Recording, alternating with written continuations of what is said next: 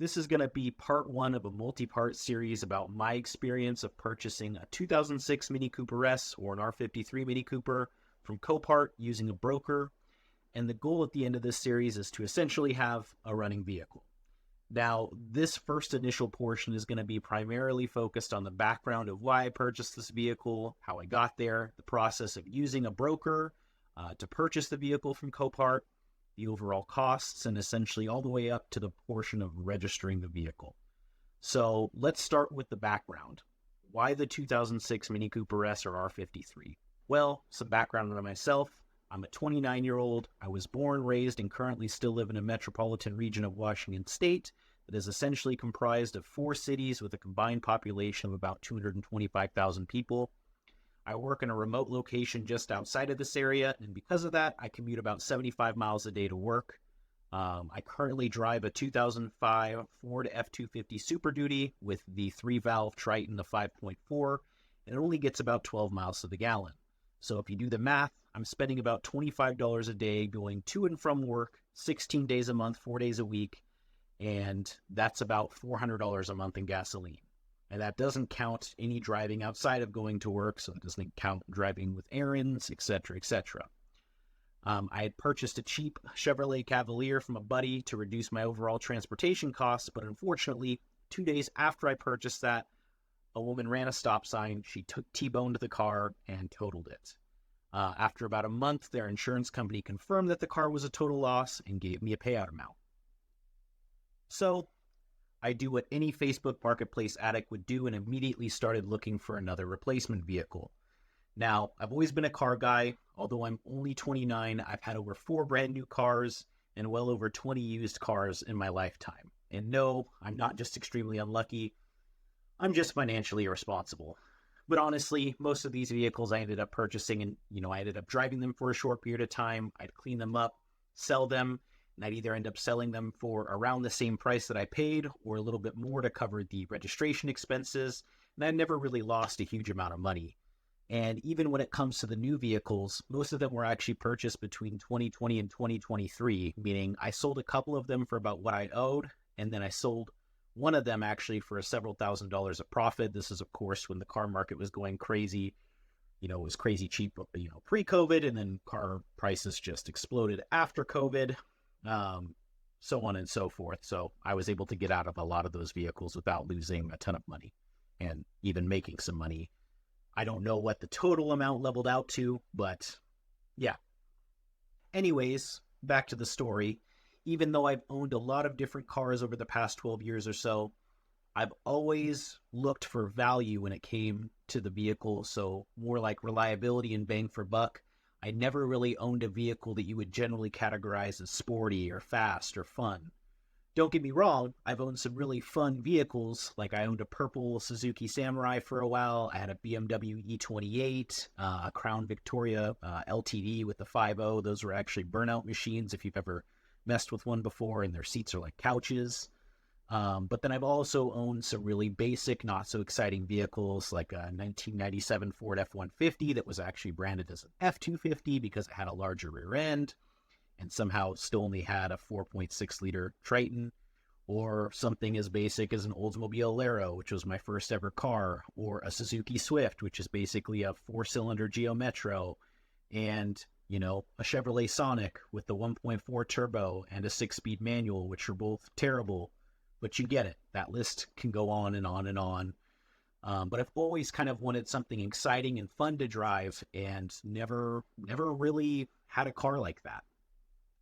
And so I started looking for the usual candidates, the cars that people wreck and slide into walls, or vehicles that commonly get stolen, things like the Infiniti G35 or the G37, the Dodge Neon SRT4s, the Chevy Cobalt SSs, the Honda Civic SIs, the cars that everybody wants.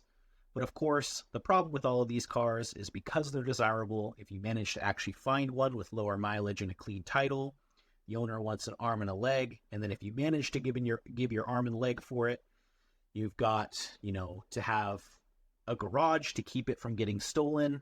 And although I own my own home, I don't have a garage. So of course, then you find ones with a decent price, and they either have an unbelievable amount of mileage, or they're in extremely rough shape. They have a salvage or rebuilt title, things of that nature. I did find some cars.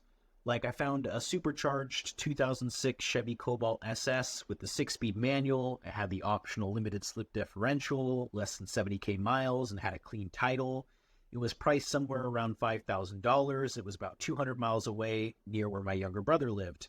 And the photos didn't look terrible. The description of the car was great. The guy said it was in fantastic shape, that the interior was flawless. And I had even talked to the guy in Messenger. He said it was a good runner and it was in good shape.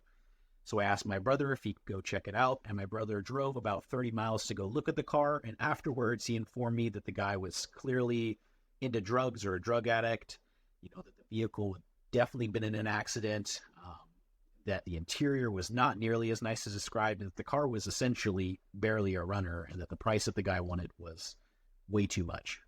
I continued to look, and as I was looking, I actually came across an article from The Drive titled, "I bought a cheap R53 Mini Cooper S to fulfill my supercharged hot hatch dreams."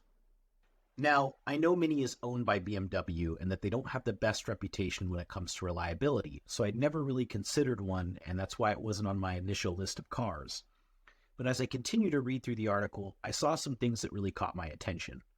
The article had mentioned that the 1.6-liter supercharged Tritec engine in the R53 Mini Cooper S had an iron block. It had a single overhead cam design. It had port injection, and that it wasn't an interference engine, meaning if the timing chain or timing guides failed, it would not necessarily destroy the engine. The valves and pistons wouldn't slap together, and I thought that that was something that made it a little less risky to consider.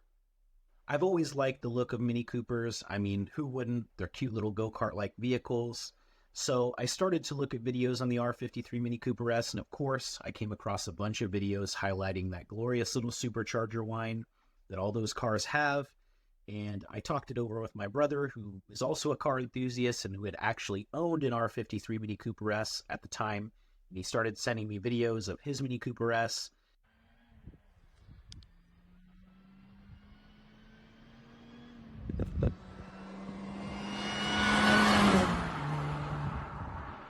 And, he said that he really missed it. And after all that, I decided, what? This is probably a car that I should consider. It checks a lot of boxes. It doesn't seem like it's got the typical BMW unreliability that I would be concerned about, or the crazy maintenance costs. So I start looking. I came across several listings in about a 250-mile radius for 2002 to 2006 Mini Cooper S's and 2002 to 2008 Mini Cooper S convertibles, which is the R52. But all of the sub 100,000 mile good condition, clean title examples that I was finding were about $6,000 or so, which was kind of around the top end of what I really wanted to spend on a car like this. I found one example that had about 80,000 miles on it that was with a guy that was about 100 miles away from where I live, and he only wanted $3,500, claimed it had a clean title, that it had been maintained really well, just had a supercharger service. But I did some research, looked into its VIN, and I had found that the car had been in an accident. And when I looked into the accident history, it had indicated that the car was rear-ended in Seattle, or in the Seattle area, by a Volvo 940. And this made me a little hesitant to consider the car, because the Mini Cooper S, its rear wheels are only a couple inches away from the bumper, and Volvo 940s are practically bricks. Now, to be fair, I don't know the speed of this accident, so it could have been a really minor accident. But regardless, it made me a little cautious, and I typically try to avoid vehicles that had been in accidents or been damaged. So, as you can probably imagine, that makes it a little tough when you're looking at cars that are nearly 20 years old. It's hard to find 20-year-old cars without some sort of accident history on them. And one place that I'd always kind of looked at cars but never really considered buying from was Copart. I know Copart has a lot of salvage and rebuilt cars, but I also know that Copart sometimes gets clean title cars. And there were 3 Copart locations within my state, one within about a 10-mile radius, and the other 2 were about 200 miles away, a little bit more than 200 miles away for the other one. And I decided to look at them while I was looking for, Mini Cooper S's of the, R52, R53 variety. And sure enough, one of the locations that was 200 miles away just so happened to have a 2006 Mini Cooper S, had the 6-speed manual, only had 72,000 miles on the odometer, a clean title, and it had a buy it now price of only $750. Looking at the car, it was obviously in rough shape. It had a shattered rear quarter window, what appeared to be a small dent in one of the rear quarter panels, and quite a few dents on the hood near the headlights. Beyond that, it also had a biohazard sticker on the windshield, despite the listing not mentioning anything about a biohazard. Now, I know that I had mentioned I typically avoid vehicles that have been in accidents, but this car was a little bit different. When I did my due diligence and looked into the car, I found that it actually didn't have a single accident on file. It had a clean title, no accident, but the only thing that it did have was damage reported by Copart. And it's kind of odd, but looking over the vehicle, it almost looks like the car had either been vandalized or someone had just gotten mad and kicked the car multiple times, more so than it looked like it had actually been in a collision with any vehicles or objects. I mean, you look at the hood, it almost looks like the hood had been punched or kicked a couple times. You look at the rear quarter panel, it doesn't seem to be indicative of another vehicle hitting it. You look at the window, and it looks like it just got broken out. So at that point, I don't know, was the car just sitting in a lot and got vandalized? Did the car break down and someone got pissed? I mean, you never really know. There's no background at all on this car when I look into it, other than the fact that it showed up at Copart with damage reported. Now, the car was up for auction, and that auction was actually ending in less than 24 hours. It was the day after Christmas, and it unfortunately had none of the usual details you'd see in the listing. It didn't mention if the car was a runner. It didn't mention if the car had any major mechanical damage. It didn't even mention if the car came with keys, although you could clearly see in the photos that the keys were attached to the steering wheel. And even though the area was close to my brother, given the timing and how, it was the day after Christmas and how little time was left on the auction, he wasn't going to have enough time to actually go to the yard and look at this car, look it over, see what kind of shape it's in, see if it runs. And if you actually looked up this yard on Google, it had a 1.5-star review overall, and it was apparently notorious for not allowing people to come and look at the vehicles unless they had shown proof of having a Copart membership. And I didn't have a Copart membership at the time of looking through this. I stewed it over, and my thought in my head was this could either be a good running car that's in rough shape that needs a little bit of work, and it's a great deal at $750 plus, the Copart fees, or I get this car and it's going to be a total nightmare. A bunch of money is going to need to be dumped into it to get it to run. It was truly a gamble. I continued to talk it over with my brother, and we both agreed that it would be a gamble. I continued to stew over it for about an hour and a half, and eventually I just said, screw it, and I decided I was going to buy the car. My justification in my head was, here I am looking for these cars, specifically ones with less than 100,000 miles on them, ideally 2005 or newer, because 2005 and 2006 had a revised supercharger, a revised gearbox with revised gear ratios, the potential for a limited slip differential, a little bit more horsepower and torque, and then some minor visual changes on the outside and inside of the car. And it had just so happened that one of these Copart locations in my state near my brother had a vehicle that fit all that criteria for $750. Now, I had mentioned earlier that I didn't have a Copart membership, and I know what you're probably thinking. How are you going to buy a car from Copart if you don't have a Copart membership? Don't they require one?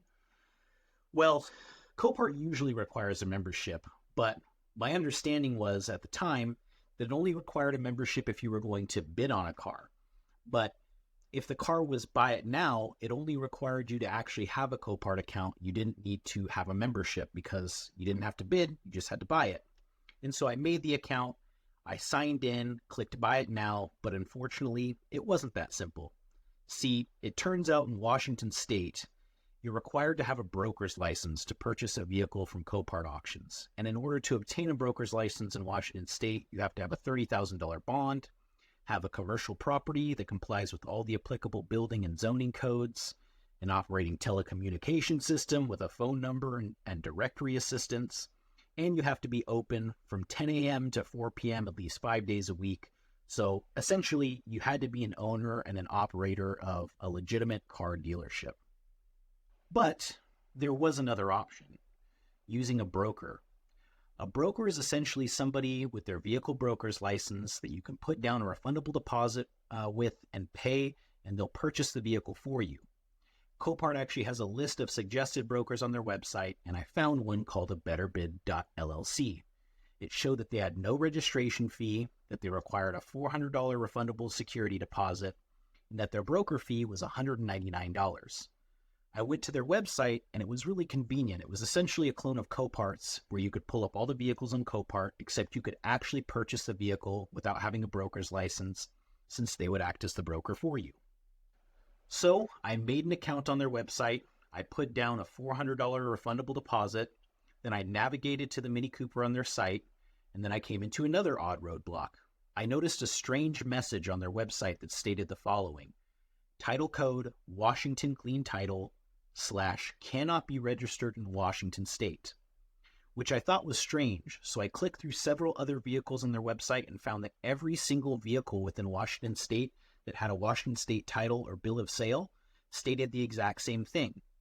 I did some research and I found that a lot of brokers do the same thing, but all the information I found actually pertains specifically to California, not Washington State.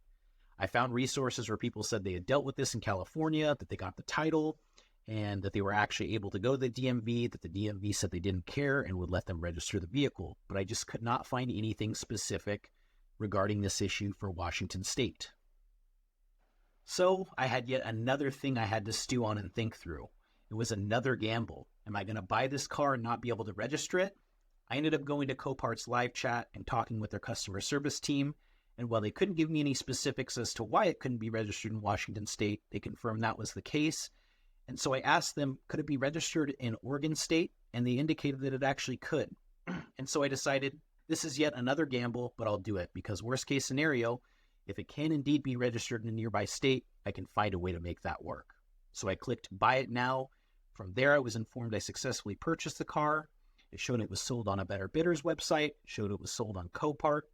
And my final thought was, cool, I bought the Mini for $750. I know I'm going to have to pay some Copart fees. I know I'm going to have to pay a Better Bid's, $199 fee. And all in, I'm probably going to be about $1,200 in for this car. Still a gamble, but, I'll do that. Then I'll give my brother some gas money. He'll go pick up the car from Copart's yard and everything will be good to go, right? Wrong. So first and foremost, it turns out that Copart charges significantly higher fees for clean title vehicles than they do for salvage and rebuilt title vehicles. Their fee for a clean title vehicle priced at $750 was $230. But that's not the only fee, because they also have a $79 gate fee, a $20 gate fee, a $10 environmental fee, and a payment-related fee. So now we're already looking at a whopping $12,038 before any of a Better Bid's fees. Oh boy. Keep in mind, a Better Bid has already taken a $400 refundable deposit from me. And the Copart website stated that they took a $199 broker fee. Well, it turns out that a Better Bid's broker fee is $199 if you pay for a $199 a year membership on a Better Bid's website. If you don't have that membership, then it's $299. Then, on top of that, they charge a $99 documentation fee. So yeah, already this $750 car has turned into a $1,636 car. And I still don't even know if it runs. But that's not even close to the end of the story.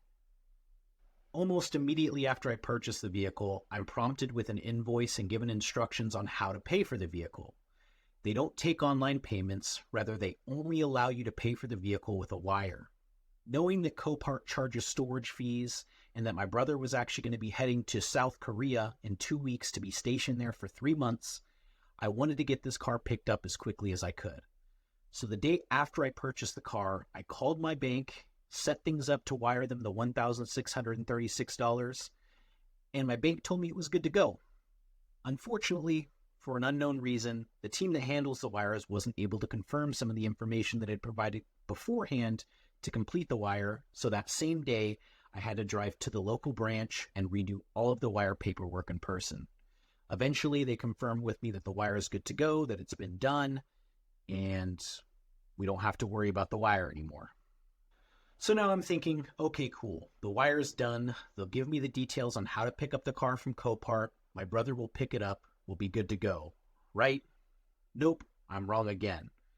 Once a better bid confirms they've received the wired amount, I'm directed to a new page on their website stating that I'll have to pay to have the vehicle picked up and shipped to a specific location, alongside a button prompting me to use their service and pay for it. So I do a bit more research online about a better bid, and I look at their website, and it turns out that it's true. They have a policy that states that you either have to pay them to pick up, ship, and deliver the vehicle, or you have to find a company to do this and to provide a better bid with a copy of the invoice and a copy of that company's proof of insurance before they'll even release the details to pick up the vehicle. Keep in mind, this is never mentioned on their website when prompted to input the deposit or when going through the process of purchasing the vehicle. It's something that they either expect you to already know or they expect you not to know and just have to deal with once you're locked in and you've bought the vehicle. So I put in the address, I get their quote to pick up the car and ship it only 30 miles to where my brother lives, and it's $350. So now I'm looking at paying almost $2,000 just to get this car if I use their shipping and delivery service. Since I had already wired the $1,636, and since Copart and ABetterBid charge 20%-ish fees for backing out of a deal, I'm kind of stuck. I have to proceed and find a way to get this whole thing done and get the car. I decided that the price that they wanted to charge for shipping and delivery is just too much. It's ridiculous for 30 miles. So I try and get quotes for a company to pick this car up and deliver it to my brother's. But it proves to be an absolute pain. I get to the point where I'd get a quote. I explain to the company, I need an invoice, I need proof of insurance. And of course, none of them would contact me back or be willing to provide it. So I bit yet another bullet and I said, screw it. I pay a better bid. They're $350 to schedule the pickup and delivery of the car and get it to my brother's address. After I've done all this, I start to do some digging online and I see other people's thoughts and experiences with a better bid. And it's really tough to find anything, but I end up coming across an odd Reddit thread where somebody asks, about their service, and a bunch of random, clearly fake or bot accounts respond with very generic messages claiming they love the service, it's so great, they did a good job. But how do I know these accounts are fake? Well, it's pretty simple. When you look at their post history, it's all in these random subreddits, and almost every single one of them at least has some sort of comments or random basic comments about cats and cat-related subreddits. I end up doing some more digging and I find another Reddit post from somebody who's gone through this whole ordeal, and, it was the same kind of situation. They expected to pay for the car, be able to pick up the car. They found they couldn't. They found a better bidder, a better bid required them to, pay for a shipping service, et cetera, et cetera. And then not only that, but they ended up having to pay storage fees because a better bid's service for shipping the vehicle took so long. And so now I'm thinking, wow, we still aren't even done shoveling money into this. Not only have I now paid $1,636 for a car and $350 for shipping, but now I'm going to be paying upwards of $100 or more in storage fees if that ends up taking them forever to get this car to me. And not only that, but we're on a timeline because we've got to get it to my brother before he has to go out to South Korea. And sure enough, that's exactly what happens. Day after day, since I've paid for them to pick up and ship the vehicle, a better bid is prompting me to pay for a storage fee.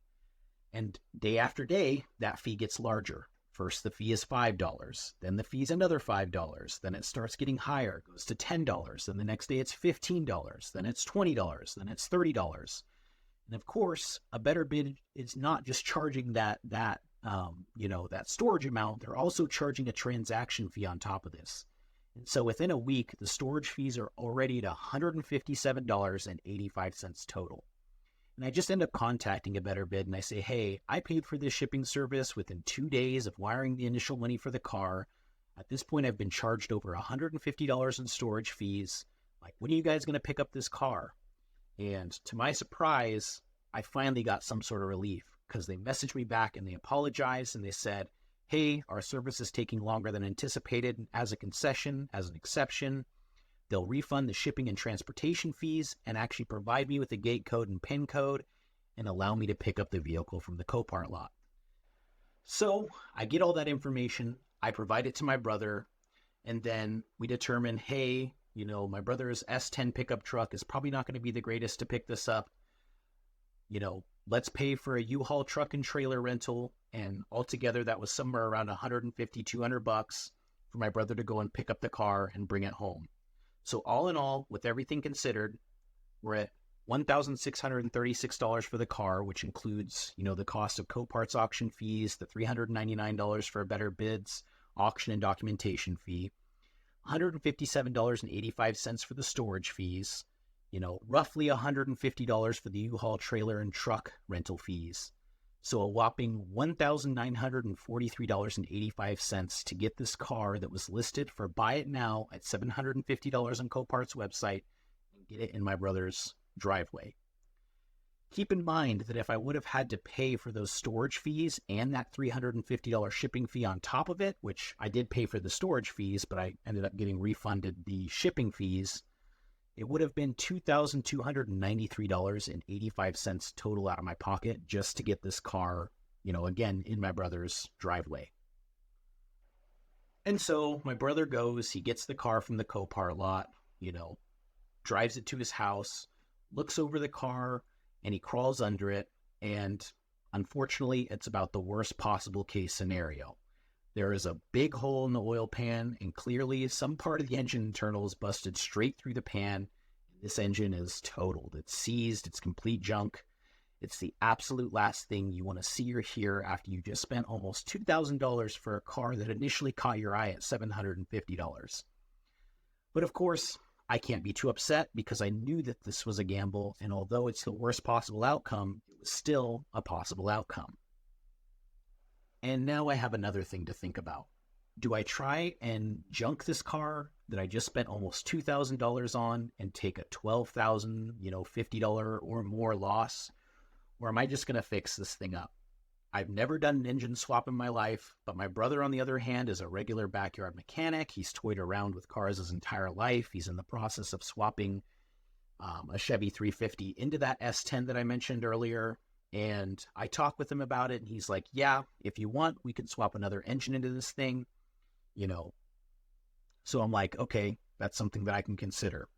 I look through all the costs. I find that a remanufactured engine for these things typically costs around $4,000, but a low mileage sub 50,000 JDM or European import of these engines tend to cost about half that, about $2,000 after everything's said and done.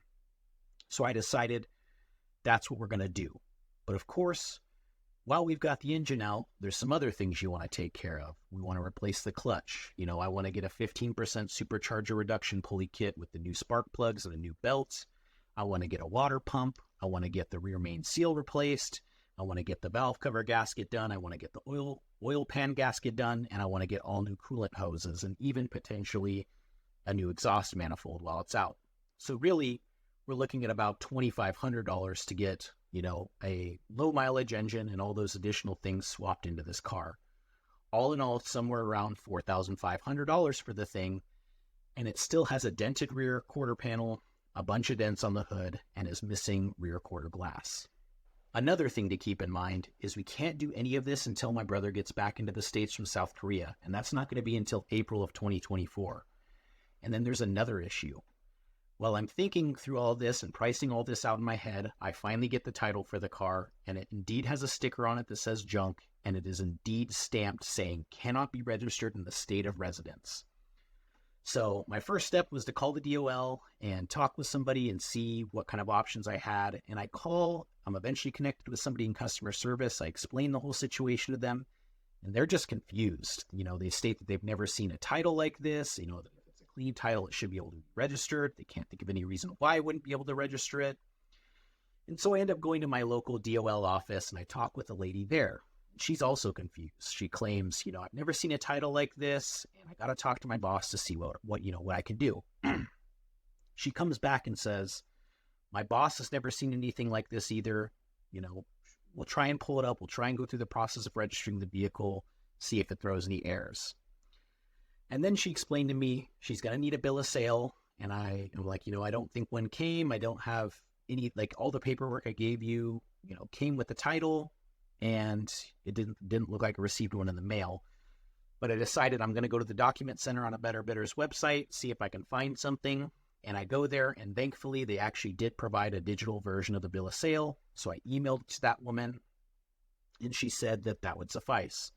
And she was actually successfully able to allow me to register the car, but unfortunately the registration costs were going to be based off the total invoice amount from ABetterBid. So the taxes and all the fees were based off of that $16,036. Then there were fees for a new plate, fees for new tabs. I had a fee for changing my address.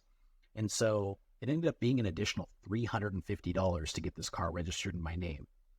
So now we're at $2,293.85 before actually fixing this car up. And we're looking at somewhere around $47,093.85 after the new engine, clutch, water pump, hoses, gaskets, etc. And once I end up taking all that into account, we've still got the glass in the rear quarter panel dent, and the dented hood.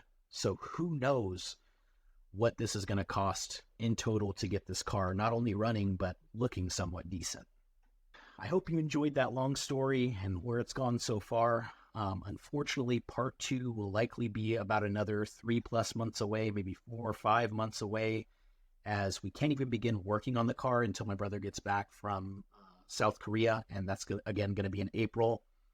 And, you know, if that ends up working out, I'm still going to have to make this video, still going to have to get other things figured out. And in the meantime, I'm going to have to save for the cost of the engine and these additional components to get this bad boy back on the road. So until next time, if you're interested, I would suggest you subscribe, and I will catch you later in that next video.